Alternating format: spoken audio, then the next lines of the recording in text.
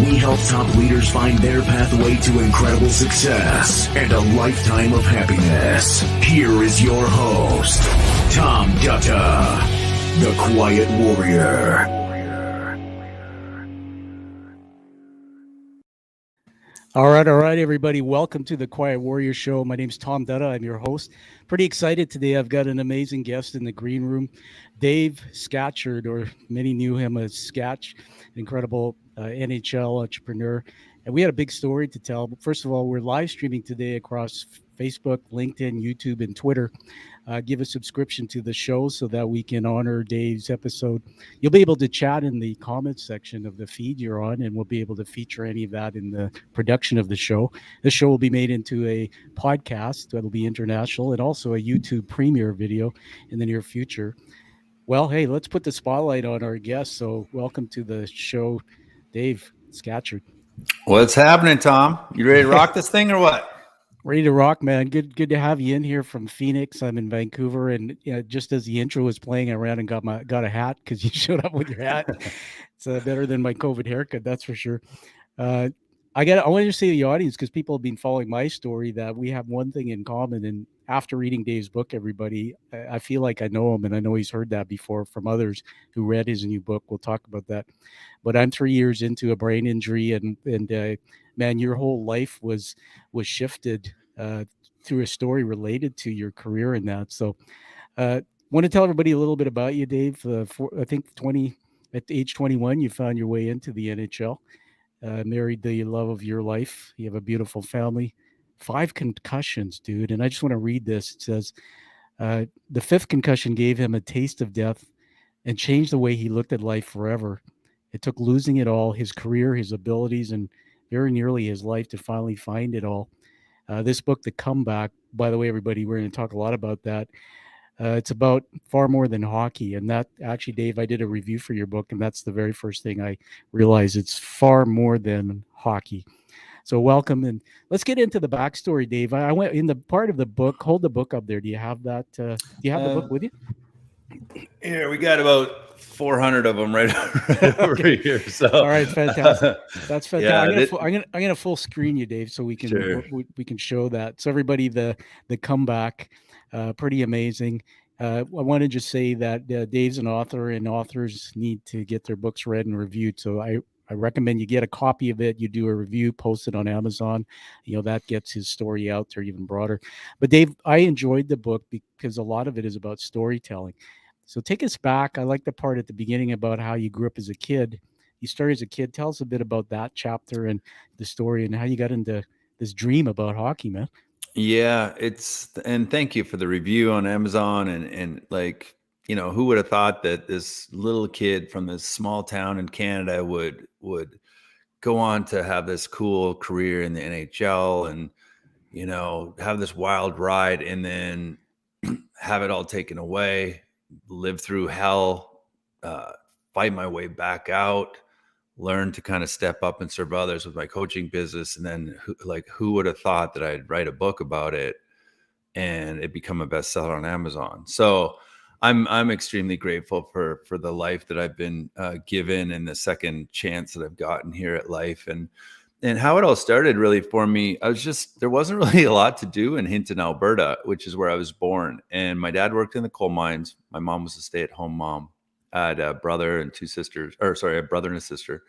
And everything was just frozen like all the time. So, if it was the weekend and, we were little, the parents would literally drive the pickup trucks out over to these ponds. And sometimes they're so thick that they could drive the truck right out onto the pond and have like a tailgating party out on there. And sometimes they'd even light like a campfire on top of the ice because the ice was 5 feet thick. And, I don't know how many other people grew up in places that cold, but we didn't care. They just threw these little skates on us and just dropped, like they just set us on the ice and we just kind of stumbled around and fell and got up. And like, that's kind of how you learn how to skate. And my dad did have a physical education teaching degree. So he started off as a teacher and wasn't making much money. And he had 3 kids to support and he ended up going into the coal mining business. But he was an excellent teacher. And as we wove through the whole book, there's a lot a lot that my dad had influence in my life, and he was a really good guy. Unfortunately, he passed a couple of years ago, and I miss him every day. But I was really lucky to have him for 72 years of his life, and 40 of mine, or 43 of mine, I guess. And that's kind of where it all started. We just started just playing. We weren't trying to be pro or anything, but since I was like 3 or 4 years old, preschool and kindergarten, like I draw pictures of these little hockey guys when they'd ask you what you want to be when you grow up. And normal kids would do a fireman or like a policeman or something. Like I never did that. I just did a hockey guy. So I'm glad it worked out. Yeah, you were driven. Everybody, the book again is called The Comeback, and it's a real honor, Dave. I grew up in Vancouver. I've been here since the age of 3, and Canucks, all the big time fans, season tickets. I've watched you play, man, and in reading the book, some of the things that really stole my heart were some of the storytelling about the early days, in particular your mentorship of your dad. And so I have a question I want to ask you around that. Mm-hmm. That a hockey player, in the book, you talk about some of the fame and fortune that comes with it. There's some funky stories about you going to Japan and playing, and some of the lifestyle stuff that came from around just being around famous people. I even read somewhere you got to go and do a sound check for Nickelback, the band, and hang out with some pretty cool people. They say sometimes that children define themselves by what their parents want them to be, and then later in life they experience a disappointment. They're always searching to satisfy their parents or to be who somebody else wants them to be. It seemed to me like in your DNA that, from reading the book, you really knew that you wanted to be a professional hockey player. It wasn't like your dad or somebody says, "Son, you got to be a doctor, you got to be a hockey player. I think you should be a hockey player." So where did that come from? I mean, what came of that? There was a part of me that wanted to earn my dad's love. Like I looked up to him so much, and it seemed like I got a lot of good pats on the back when I got straight A's. And it seemed like I got a lot of good pats on the back when I was the hardest working player. And it seemed like we had a very high standard in my home. Yeah. It wasn't like, sorry about that. It wasn't like we were,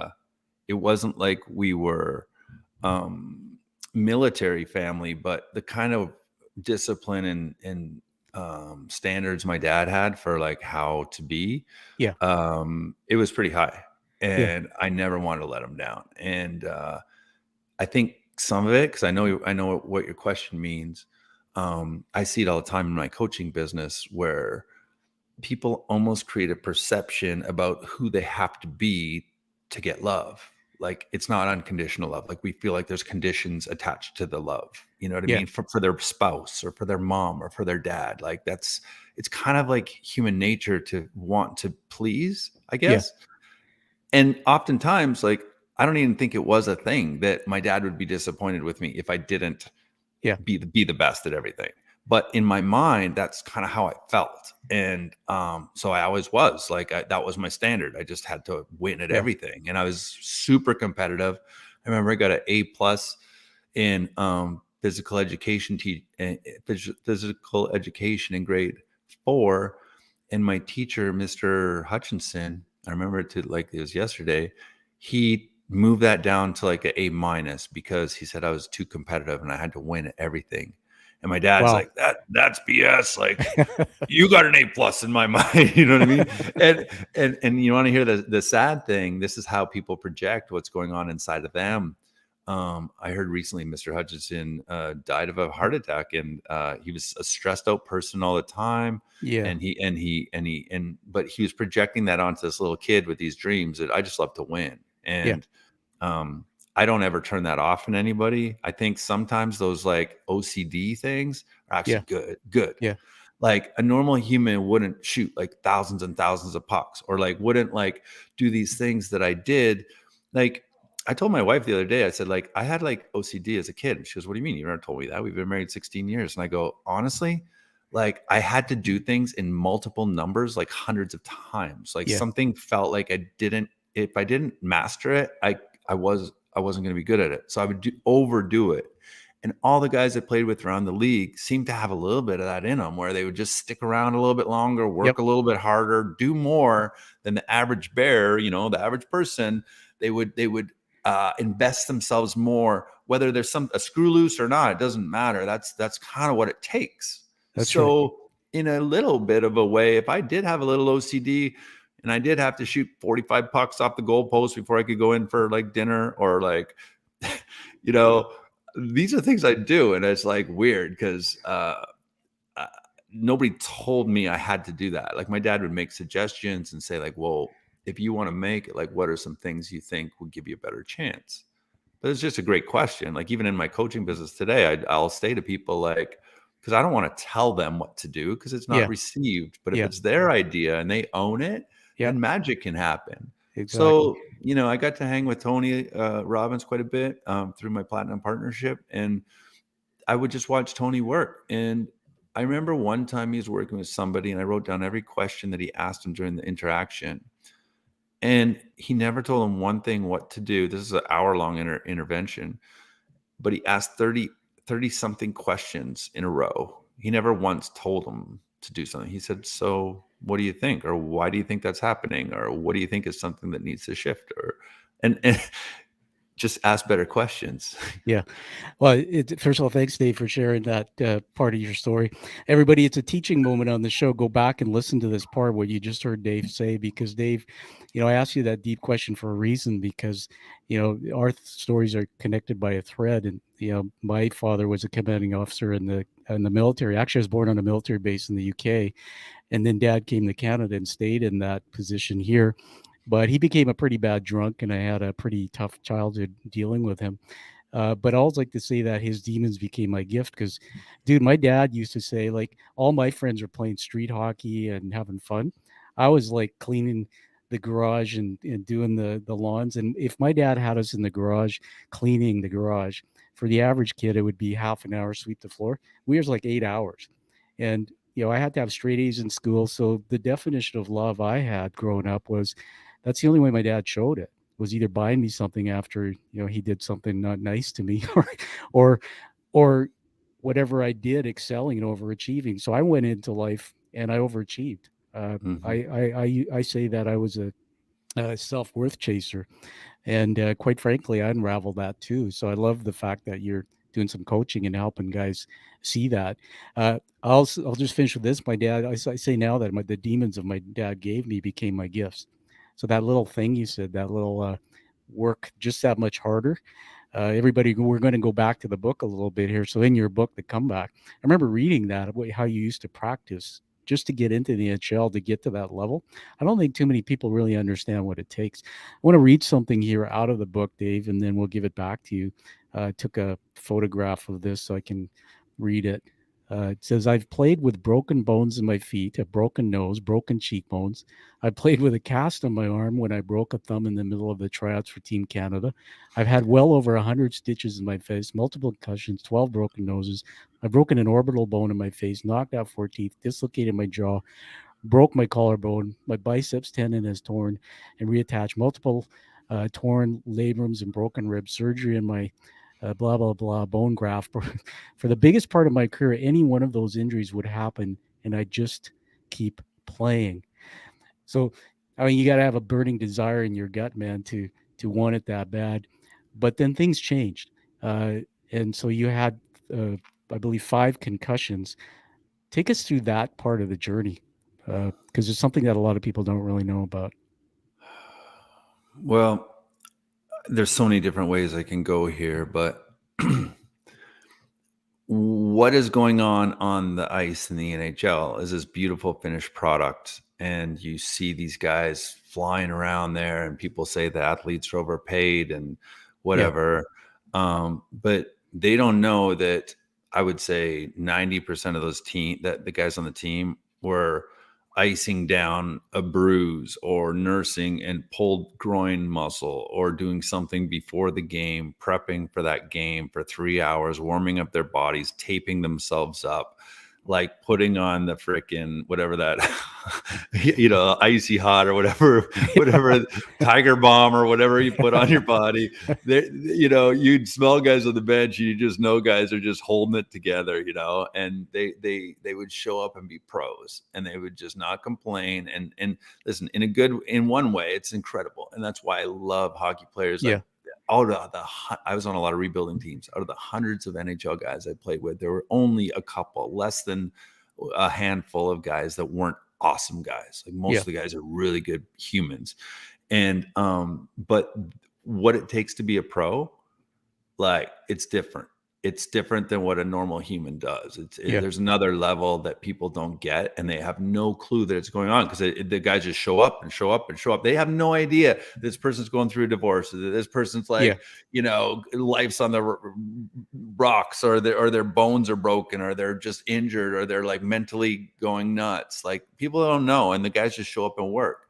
So in one way, that's really admirable and really cool. And I think that to be a pro, you have to have some of that. Yeah. The problem is that when like you stop playing and you just keep pretending that everything's good, and that there isn't any issues. And it's almost like I was talking to a coaching client the other day, and I said, that thing that you shoved down and that you don't want to address, or that you don't want to talk about, like that it's your big dirty secret that you don't want the world to know, or that you don't want your family to know, or you don't want to burden anybody with it, and you're trying to go it alone and like keep this secret. How much energy over the course of your lifetime do you think you use to hold that down and keep that thing in the box and don't deal with it and pretend, just hope it's just going to like go away? Yeah. It's crazy. So what happens is when you do liberate that, and that does come out, and it's finally not this big, what do we call it? Like big, scary entity or secret. When that does go, then all of a sudden that energy that you used to use to hold that secret down actually becomes this other thing, where it's like energy you can use for good, or creation, or productivity, or helping others, or serving others. And it's almost like you were driving your car around with like 4 gears your whole life, and you unleash all this stuff, and then you get like a 5th gear or a 6th gear in your car, and all of a sudden things start to click. And it's not like you're swimming upstream anymore. You start swimming downstream, and you're in the flow. Like it's like life-changing stuff. And, thank God that the Mayo doctors didn't fix me and told me I'd be permanently disabled my whole life, because I wouldn't have gone down this crazy journey that I ended up taking. And I shared all in the book, where I traveled around the world. I was adding it up the other day. I'm somewhere around like 800 grand that I've spent in my education, in my healing, in alternative medicine, just learning from these people. They're doing things that normal, quote unquote, doctors or people can't even explain or show. Like a lot of people don't believe it if they can't see it. Yeah. But that's kind of sad, because then like, what about like faith and God and the universe, and like all the things that are trying to help you that you can't really see, but you kind of know that they're there, but you don't really want to go there because it doesn't make rational sense. Absolutely. But nothing good happens in rationality. Yeah. Rationality is a killer for creativity. Yeah. Does that make sense? Absolutely. Hey, Dave, let's hold up the book again. I'm just going to full screen it so we can just bring back everybody. We're talking to Dave Scatchard. He has a book called The Comeback. It's his story, and we're having a great conversation about it. We'll talk more about the book. I've done a review for it, Dave, so we're going to surprise you with that in just a bit. But, dude, you sent me on a journey in my head with the last little bit you said, and it's funny you mentioned some of your mentors. Those who are in my tribe and know me, I just recently did a talk about this, a TED talk, and I said I fell from the penthouse to the ground floor. But I came out of a home that was full of violence and alcoholic father, and I went out and I started overachieving and climbed up to the top of my career in business. I'm the CEO at the age of 31. And I guess I was fast tracking, but I didn't really see the normalcy of life. And to be at that level, or to be at the level of what you've told us, the professional league of hockey, man, you guys are on an unthinking treadmill. You don't have time, I would assume, to go out and learn about all these things you talk about in the book. I mean, it's about practice and playing and winning the championship. And then when you finally calm your brainwaves down, this whole world opens up. So after I had my brain injury, I went on what I call the hero's journey. I know Joseph Campbell. You're probably familiar with his work. It's a big part of my show. But I did Tony Robbins' Day with Destiny and some of his programs. I was actually broken, man.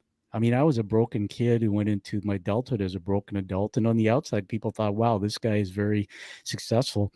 So I was quietly seeking by taking courses. I mean, I didn't have the paycheck you had, so I didn't spend that much money.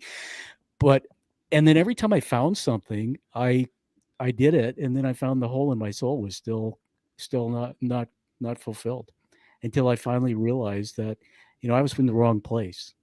Happiness was about something else.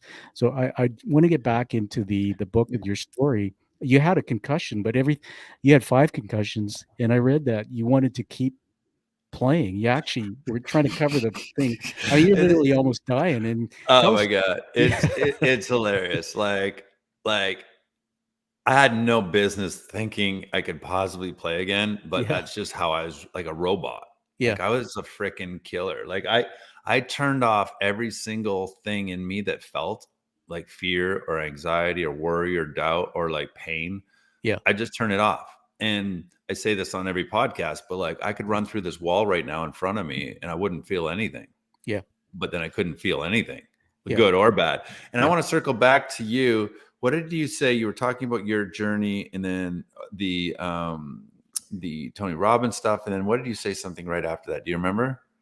Uh, Um, no, I was just saying that I got it. I got it. I got I it. So was you said, seeking, and I kept doing stuff to find something, and when I found it, yeah. the hole in Okay. my soul Yeah. never Okay. really So closed. let me give you a little tidbit because this happened to me. And I Yeah, went to one of my mentors and Donnie Epstein. I love this guy. He's one of Tony's healers. I want to hook you up with him. I think he's going to help your head a little yeah, bit. But Donnie, I went to Donnie. I said, Donnie, I go, what's wrong with me? I said, I got everything, man. I got everything. I got the dream wife. I got the perfect kids. I got the money. I got everything that I've ever wanted. I've got, and like, I'm starving. I feel like I'm not enough. I feel like I can't stop wanting more.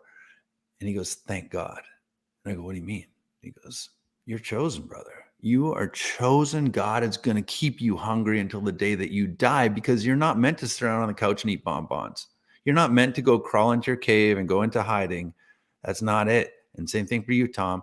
Not everybody feels starving all the time. Not everybody's a seeker, yeah, but those ones that really are, thank your lucky stars because God has big plans for you. There's something more in the works that you haven't quite discovered yet. And you're going to discover it and then you're going to go after and be hungry again because you're going to have to go play bigger again. yeah, There's part of you that hasn't even been discovered yet. There's a version of you in the future that's so much bigger than this version, which is great. But there's a bigger version that you are uncovering and you will, I call it like to be revealed. It will be revealed to you, but that's why you're hungry all the time yeah, and starving. And I stopped beating myself up after I realized, oh, that's why.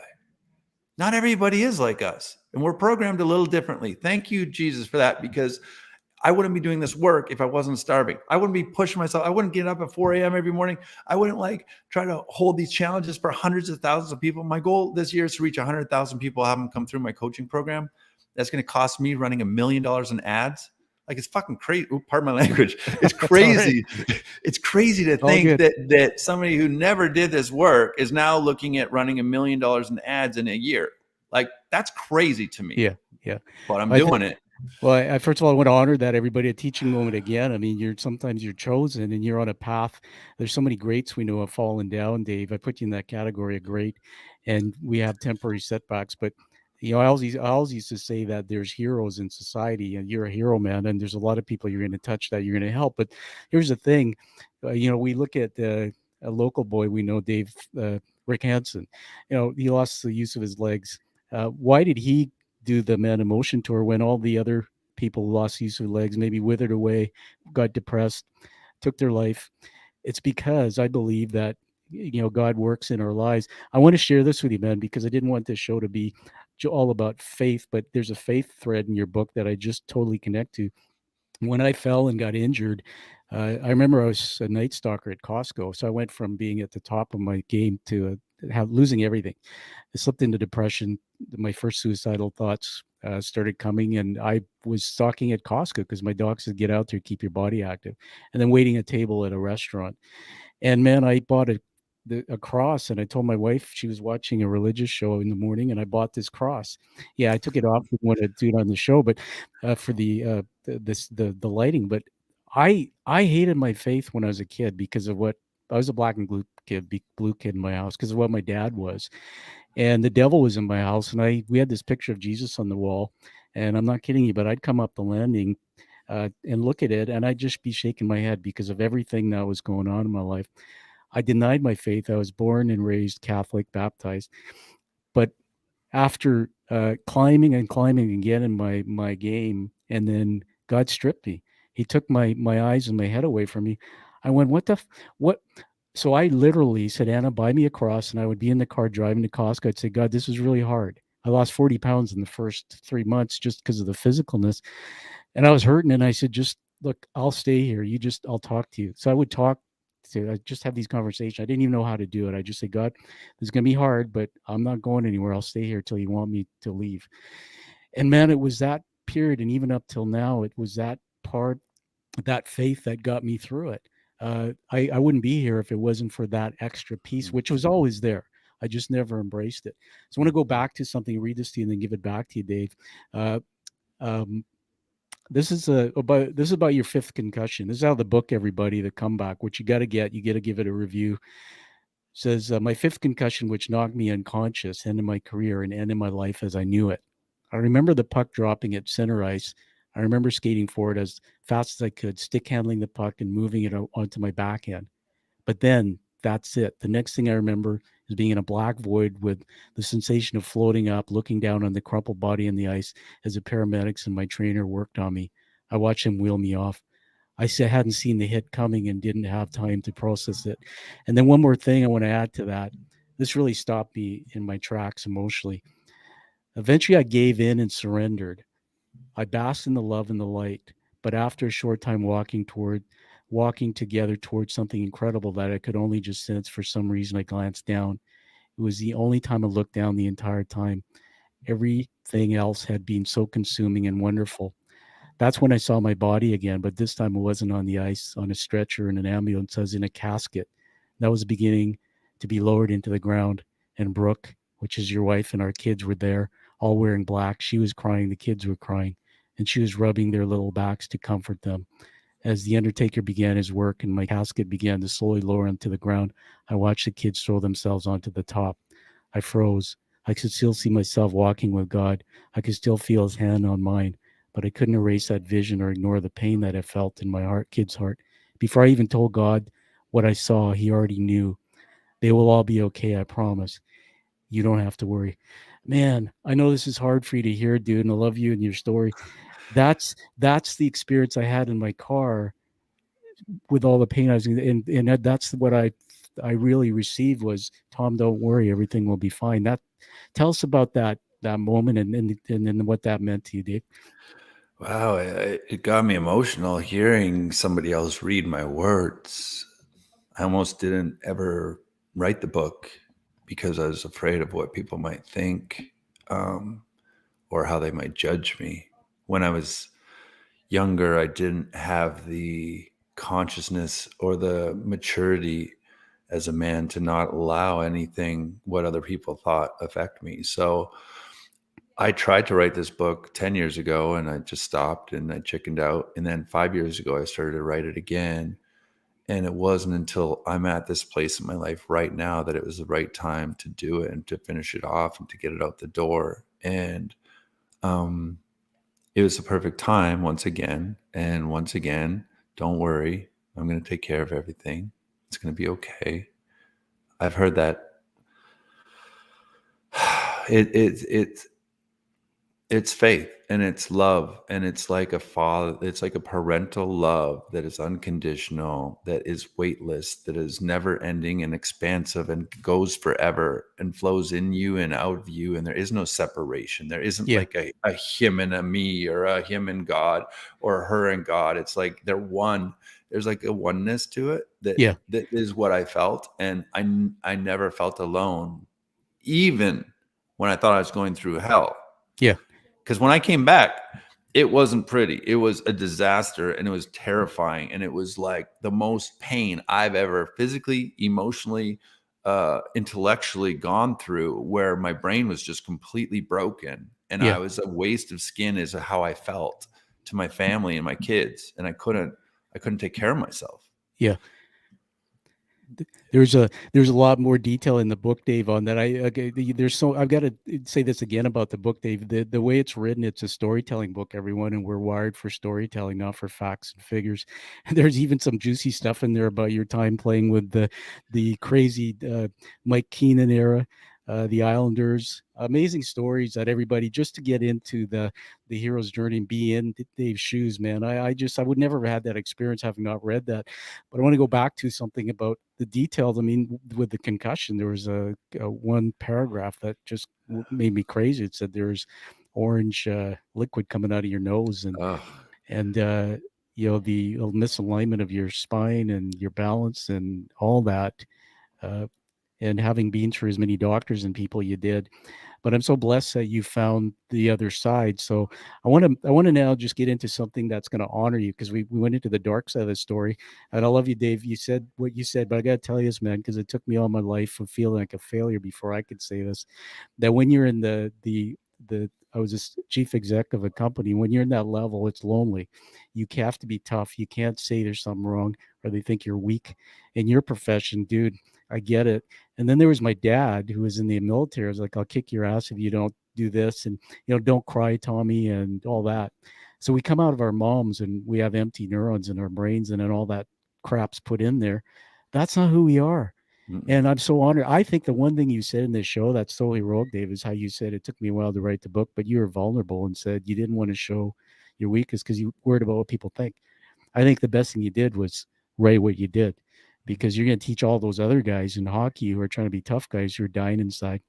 I'm an advocate for mental health too, and I look at what is going on in the NHL and some of the young players coming out.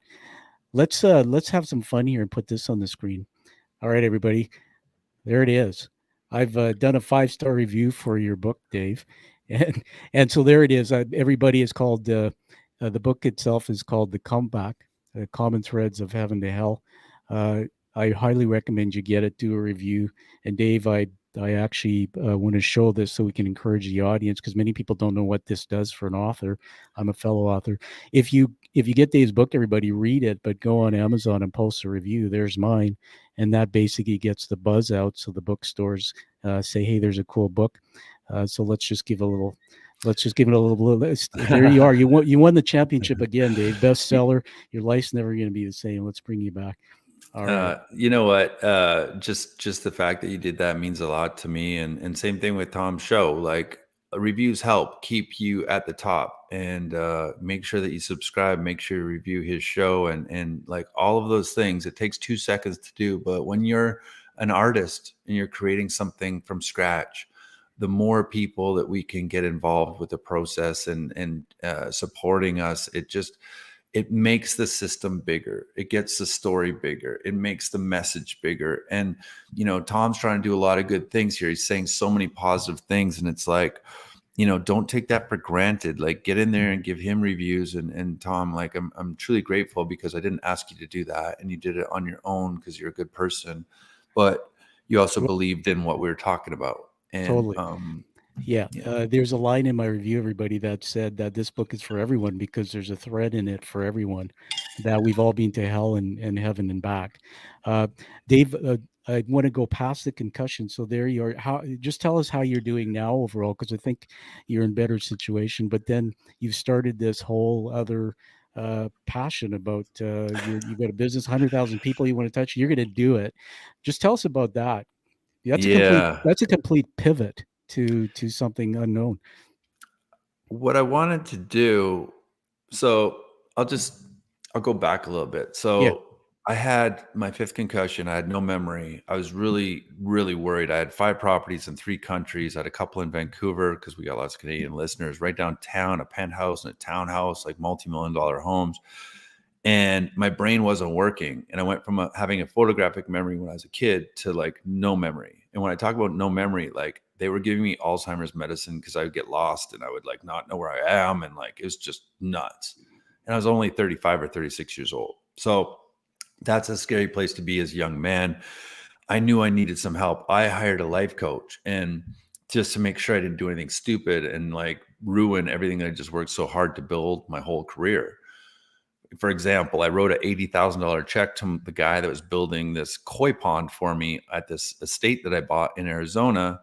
And then I brought it to him and he said, "Hey, Dave, you paid me yesterday, like $80,000. Yeah. I'm like, "Oh, well, thank you for being honest." That day I went home and I hired a life coach, and I never used a life coach. I didn't even know what a life coach did. Yeah. But he said, "What do you want to do? If we can get you better one day, what would you like to do?" And I said, "Well, I just want to help kids. I'd like to help kids make the NHL. I'd like to be a mentor." But I said, mostly I'd like to help people not be in suffering like I am right now. Like if I had a wish and I could make my wish come true, that would be my wish. So I ended up chasing Tony Robbins around the world for 2 years as part of his platinum partnership. And back then the plats were like pretty small. There's like 100 of us, maybe a couple hundred. So like you had pretty good access. It wasn't like we're best buddies or anything, but like he kind of took a liking to me and he knew how big a trouble I was in. And he saw how I interacted with people. And he's like, "Hey, you have a gift. Like you should coach. Like stop screwing around. Like, don't worry about getting your certification." I did. "Don't worry about your logos or your trademarks or your da-da-da. Just like go start helping people."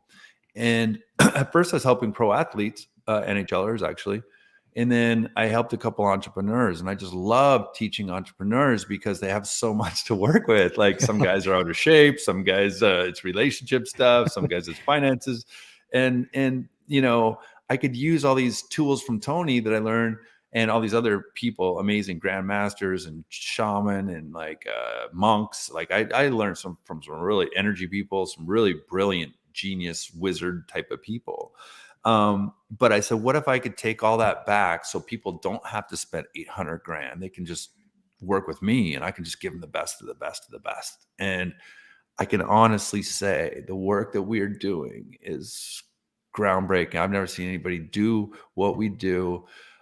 We ran a challenge last year for free. That was a God thing. God was telling me to run the challenge. We ended up running 17,000 people through that. We ran it 5 times throughout the year. I sponsored it. I put it on my own money, but it turned into a business. And then like all of a sudden now we got like all these people paying attention to what we're doing. And whether or not they buy my program or they just do the free challenge, we have one coming up in November. Actually, I'll send you a link for that. So all your listeners can get a free challenge. They don't have to pay anything. There's no strings attached. We used to do 7 days. We're going to bump it down to 5 because it's pretty exhausting for me. But imagine like whether they buy from me or they don't buy from me, the fact that I'm getting like hundreds of emails being like, "Dude, you saved my life. Like I was on the brink. I was going to end it. I was praying for a miracle." And then your Facebook ad pops up and I'm like, "Who's this guy? What's he doing? Or what's this hockey guy doing here?" Like, I can't believe how many people have told me like, "I just came for some like hockey story." And then all of a sudden it turns into this, "You changed my life," you know? So what's cool is I've been able to weave the lessons from hockey in with the life lessons and the learning and the journey. Plus, you know why God put me in hell and he put you in hell, Tom, is because it gave us a new perspective and a new compassion, and a new empathy for other people that are going through hell because we lived it. And I got stuck there for 3 years and I know it intimately. And I was like cursing God. I'm like, "Why are you punishing me? Like, what are you doing this to me for?" And eventually when it was revealed and I had a couple of miracles after I removed some armor that I had around my heart and my soul, that, hey, it was like a father, like sad, like, "Hey, I'm sorry I had to put you through that, but you wouldn't be able to help the people that you're going to go help right now if you didn't know what that was that they're coming to you with." And I was like, "Oh, wow. Makes all the sense in the world now." But I didn't when I was going through it. I'll tell you that. You know, that's amazing. We will put in the show notes, and as we wrap up in a bit, we'll get you to say that again. But my brain goes on journeys because it just, as you say things, I learned, and I'm curious what you think about this. That, well, I think based on brain science, this is true, Dave, that our brains are wired for survival, not for happiness. And most people spend their life looking for joy and happiness. And I got to be honest with you, if I ever said that in a circle of my executive buddies, they'd think I was a loser. But the truth is, that's true. And I don't know if you know this, man, but as a hockey player in the ice, that you've always been helping people and serving people, because I just started realizing, why did I go to all those hockey games? Well, sometimes I bring clients and get, it's part of the thing. But it was like I had these wolves in my mind eating away at my thoughts all the time, saying, "You're not good enough. You're not good enough. You should."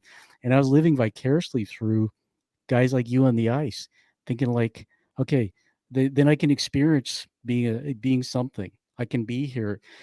And then when I see your story come full circle, and you say to me things that make me think that's all great, but that's just a facade.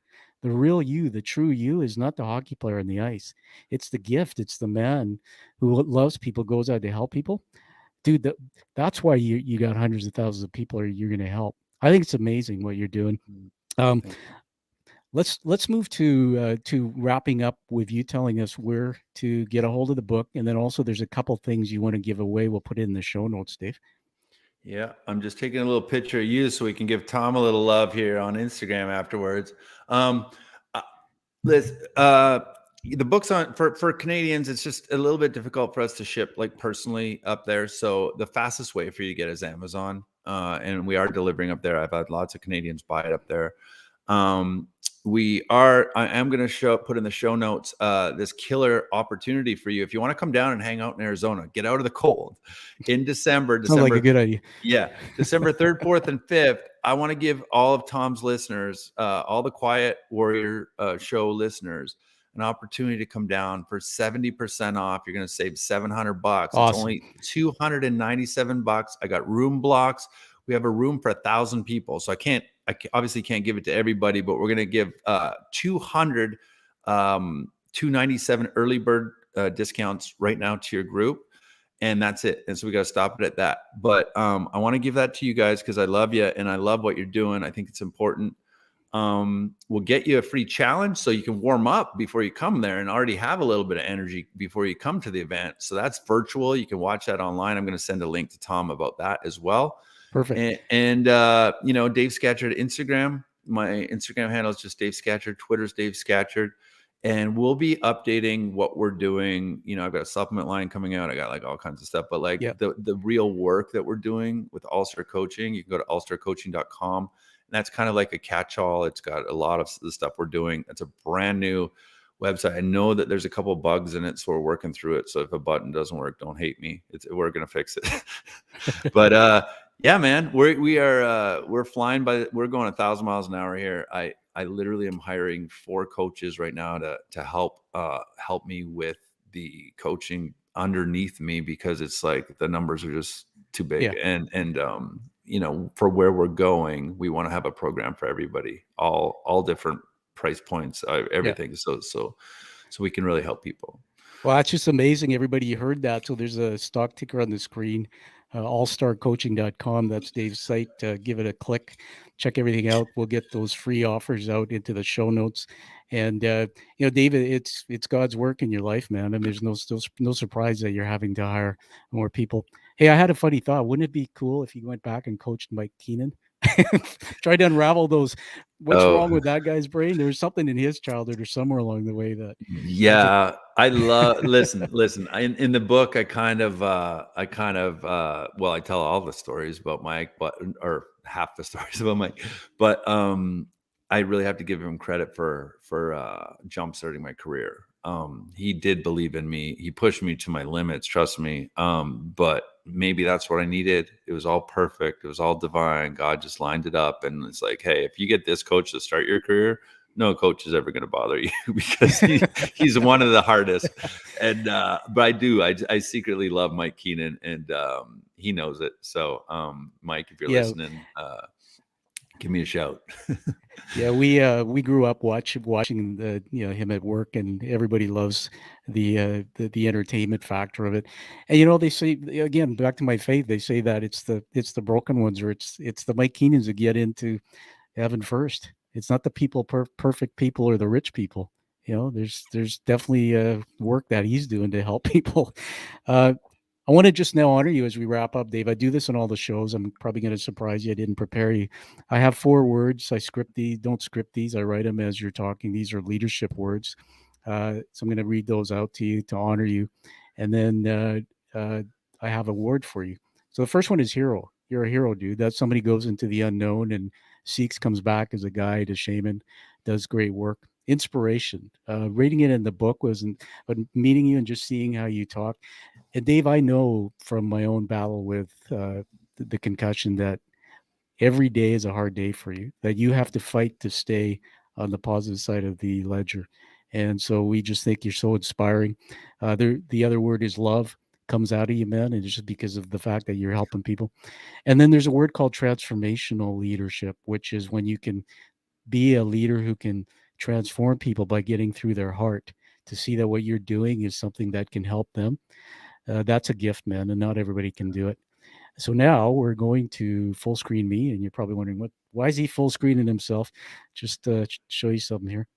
All right, there's a coin, a image on the screen there, Dave. It's got a guy who looks a little bit like a guy I know. When I started the podcast, I actually just I just wanted to start it and bring people who had stories of impact, but stories of weakness that they overcame. And I remember saying I want to have a tribe. So I had these hand painted, crafted, and minted in the US. They're called challenge coins. If you haven't heard of them before, challenge coins were created in World War II. Soldiers would carry them in their pockets to commit to each other in community. They're used around the world now. My dad was in Alcoholics Anonymous 22 years before he passed away recently, and they have their own. First responders have their own. So this is the Quiet Warrior Show coin. The back of it is a illustrated visual of the hero's journey narrative by Joe Campbell. And it'll come to you. And by receiving it, I just ask you, man, to keep living with the purpose you have, taking action, and live the life you deserve, serving others. And last thing I'll say is we have less than 50 a year of these that go out. So that everybody carrying them in their pockets, we're all connected by a thread. So welcome to the tribe. Yeah, brother. Wow. Well, that's really cool. And I love what it stands for, and I love what you stand for. And I feel you. You don't have to tell me. I know, and it's gonna get better, and it's gonna work itself out. And I'm living testament to like miracles can happen. And this injury that you got has realigned you into this purpose right now. You probably wouldn't be doing it if you didn't get it. So it's actually your greatest gift now. Now you write in the last couple of chapters of the book. Yeah. Like what's that going to look like? How many people are going to be subscribing, right? Totally. Yeah, I love it because I think you have a great message, and I love what you stand for, and I can feel your heart from here. So, all right. Well, thank you. Nice to meet you. Yeah, nice to meet you, man. We're connected for life. I'll be autographing one of my books, send it to you, and help you in any way I can. Everybody find this show, give it a rating. It'll come out as a podcast and then a second YouTube premiere video with all this in it, including all the cool stuff. We'll get the links out there so you can get the book and get down to Phoenix to the live event coming up and lots more. So, Dave, thanks for being on the show, buddy. We'll stay in touch. Thank you, brother. Great to meet you. I love what you're doing. Keep it going. All right. Thank you, Dave. Yeah.